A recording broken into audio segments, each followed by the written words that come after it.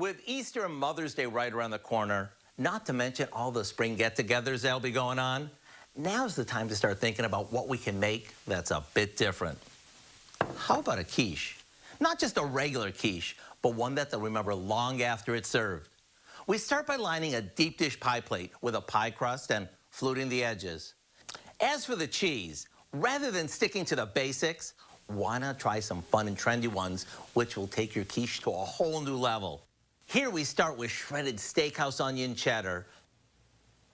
Top it with some cooked sirloin, then add more cheese. We finish it with a mixture of beaten eggs and half before popping it in the oven.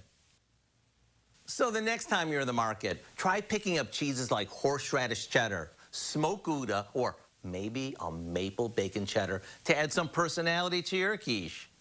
And when it comes out all melty and packed with flavor, top it with some onion rings and you're good to go.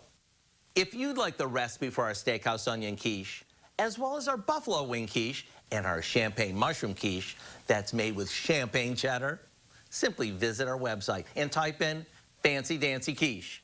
I'm Howard of the Mr. Food Test Kitchen, where today we found a new and creative way for you to say, ooh, it's so good.